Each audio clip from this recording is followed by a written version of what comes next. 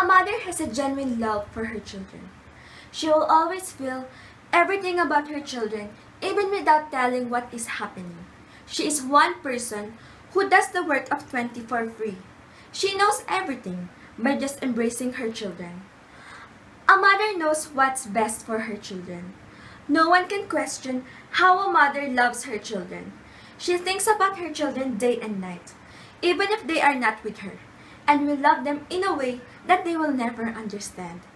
A mother knows what her child's going through, even if she doesn't see it herself. She can take the place of all others, but whose place no one else can take. And this is my story all about. To begin with, let me introduce first my mom. She is Regina Arcega Hidalgo, 48 years old, and graduated with a degree in Bachelor of Science in Civil Engineering way back. My father is our high school classmate. They are not that close, just high and hello whenever they bump each other. When they went to college at different schools, my father courted my mother until they graduated. My father pursued his feelings to my mother, and so as they called us, the rest was history. They got married on January of 1994. I remember the two favorite quotes of my mother. A mother's treasure is her daughter, and a son is a son, till he takes him a wife. But a daughter is daughter all her life.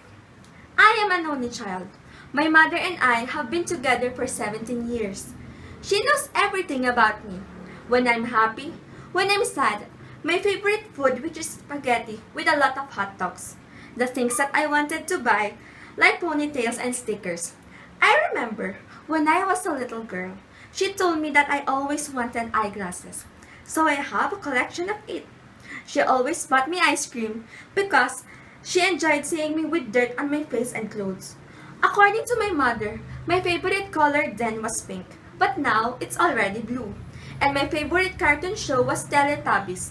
I have a lot of VCTs of them, and I also have miniatures of the four characters, courtesy all of my mother. My mom also knows my ups and downs, my dreams. My dream of being a doctor and a lawyer. She will just look into my eyes, and right there and then, she will ask me what's the matter with me, as if my mother can read my mind, though I know she really can. When I had my first crush during my nursery days, it was my mother who told me that it was just normal to have a crush at a young age.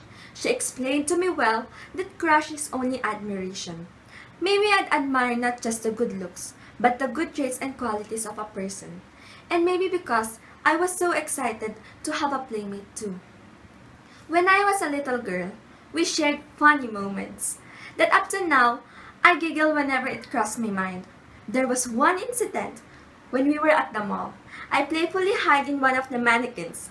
I never got out until I heard my mother scream to death. Another thing that never missed my mind every time I remember the happy moments was when my mother asked me to help her in the kitchen. I blew the floor, so it bursted on our face. The floor was stuck on our brows, eyelashes, and hair, and we looked like zombies. And my mother smiled. When I asked her why, she told me because I am her daughter. So I laughed hysterically. My mom wondered why, so I told her that she cannot do anything about it. I will be her favorite daughter forever. Ridiculous, isn't it? But I am very proud of my mother, especially when she said that a daughter is one of the best beautiful gifts the world has to offer. Her greatest gift from God. For 17 years, we had experienced a lot of adversity. Like no other family, ours is no ordinary. I was 3 when I had a disease that local doctors cannot recognize. I was brought to different doctors with specialization of the heart, of the brain, and of the lungs. During those times, I felt the love and care of my mother. She never left my side. She made the nights days. When at night that I snored loud and then stopped breathing, my mother was there to attend to me. She will embrace me and told me that the best medicine is a mother's hug and carried me in her arms. I was 4 when I was diagnosed to have a sleep apnea. It is a serious sleep disorder characterized by pauses in breathing or instances of shallow or infrequent breathing during sleeping. My mother accompanied me at the operating room. When I was brought to the recovery room, the nurse called my mom, told her that I never stopped crying, So my mother carried me in her arms for 4 hours until I got some sleep. I've proven that there are few things more powerful than the faithful prayers of a righteous mother. I was healed. I was 7 when my parents separated. It became hard for us to carry on with our lives. I know we struggled emotionally and financially, but my mother assisted me in everything that I do, helped with my projects, prepared my food and my stuffs. She guided me. I remember during the first day of school, she was there to cheer me and boost my morale. She taught me the do's and don'ts, attended my school activities, picks me up from school up to this time. When at times that I long for my father's attention despite of my age, she still considers me as her little girl, her baby, her everything, and will set me down on her lap and said something that I will never forget. She looked straight in my eyes and said, if she could give me one thing, she will give me the ability to see myself through her eyes, so I will realize how special I am to her. She keeps on saying how precious I am to her. I know a mother has to think twice, once for herself and once for her daughter. She once said that everything that God made valuable in the world is covered and hard to get, and cites example like the diamond, covered and protected deep down the ground. The pearls, covered and protected in a beautiful shell at the bottom of the ocean, and the gold covered over with layers of rocks way down in the mine. And she will tell me to work hard to get them, like my dreams to pursue. I have to strive hard to achieve my dreams. Every day I become a little bit of my mother, the way she speaks, and the way she figured things. She took my father's responsibility. She became the mother and the father to me. I may have material things, but I know the best toy a child can have is a parent who gets down on the floor and plays with them. I remember a quote that the greatest thing a father can do for his daughter is to love her mother. Maybe my father doesn't love me enough. Every time I feel this way, my mother will just hug me and cuddle me. I knew the tears that she shed to save me, to keep me from drowning from the feeling of emptiness. And when life gets hard and I feel all alone, I will just think of my mother who gave me life, respect, nurtured me, taught me, dressed me with my favorite Powerpuff Girl attire, fought for me, especially when my father asking for my custody. Held me whenever I fall. She will run to help me and kiss the place to make it well. But most especially, the love that she is giving me unconditionally. I must admit I may not like her always, especially when she tried to meddle with my personal views. But I know she's just doing her job as my mother. We may have arguments and fights sometimes, but there is one thing that I'm sure. I love my mother so much. Our link cannot be undone by anyone and anything. I always think that our relationship is a lifelong friendship built on sharings, hugs and kisses, warmth and caring.